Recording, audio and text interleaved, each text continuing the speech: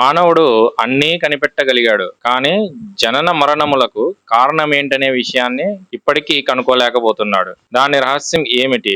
జాతస్య మరణం ధ్రువం. పుట్టినవాడు చావక తప్పదు, కానీ చచ్చినవాడు పుడతాడో లేదో మనకు తెలియదు. ఈ రెండింటి యొక్క రహస్యం ఏమిటి అన్న విషయాన్ని మహర్షులు తెలుసుకోవడానికి ప్రయత్నం చేశారు. వారి ప్రయత్నంలో తెలిసిన విషయం ఏమిటంటే, ఇది భగవత్ సంకల్పము చేత జరిగేదే కానీ మానవుల ప్రయత్నంతో జరిగేది కాదు అన్న విషయాన్ని తెలుసుకున్నారు. జీవించాలనుకుంటే ఎంతకాలమైనా జీవించగలుగుతున్నారా? నాకేమీ రోగం లేదు, నేను చక్కగా ఆరోగ్యంగా ఉంటున్నాను, ఇంకా ఒక 10 సంవత్సరములు ఉండగలను అని అనుకోవచ్చు. రాత్రి పోతుంటే కారు యాక్సిడెంట్ అయి చచ్చిపోవచ్చు. దీనికి ఆరోగ్యమా ముఖ్యం? మరణమునకు ఏది కారణము? మన ఆరోగ్యము కాదు, మన శక్తి సామర్థ్యములు కాదు, ధన కనక వస్తు వాహనములు కాదు, దైవ సంకల్పమే దీనికి మూల కారణము. మానవుని ప్రయత్నం లేకుండా అనేకంగా జరుగుతున్నాయి. గుండె కొట్టుకోవడానికి మానవుడు ఏ ప్రయత్నం చేస్తున్నాడు? ఉచ్ఛ్వాస నిశ్వాసలు వదలడానికి ఏ ప్రయత్నం చేస్తున్నాడు?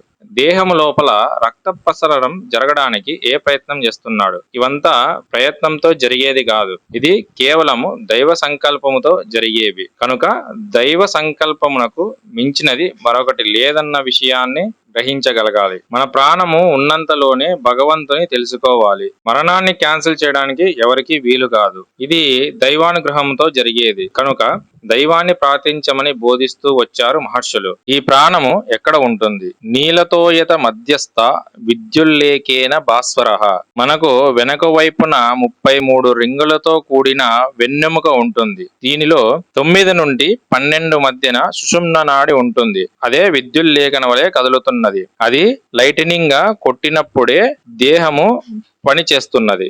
కొంతమంది మన ప్రాణమంతా గుండె హార్ట్ లో ఉంటుంది అని అనుకుంటున్నారు. గుండె అనేది కేవలం మెయిన్ స్విచ్ లాంటిది, కానీ ప్రాణం అక్కడ లేదు. గుండెని తీసి ఇంకొక గుండెని మార్చి డాక్టర్లు ఏమేమో చేస్తున్నారే, అప్పుడు ఏమైపోయింది ఈ ప్రాణము? కేవలము మెయిన్ స్విచ్ ని మారుస్తున్నారు. వెన్నెముకలోని దాని ప్రభావము చేతనే గుండె పని చేస్తున్నది. గుండె ఆగిపోయాక మొదట శరీరంలో రక్త ప్రసరణం ఆగిపోతుంది, కానీ ప్రాణం వెన్నెముకలోనే సుషుమ్న నాడిలో నిక్షిప్తమై ఉంటుంది. శరీరంలో రక్త ప్రసరణం ఆగిపోయాక కొన్ని గంటల తర్వాత మనిషి సూక్ష్మ శరీరం అంటే ప్రాణవాయువు శరీరంలోని నవరంధ్రాలలో ఏదో ఒక దాని గుండా బయటకి వెళ్ళిపోతుంది.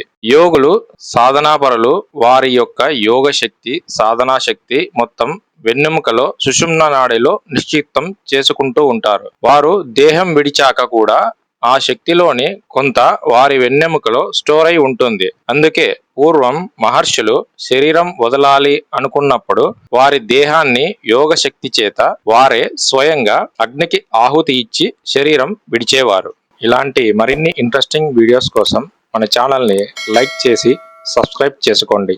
హరి ఓం.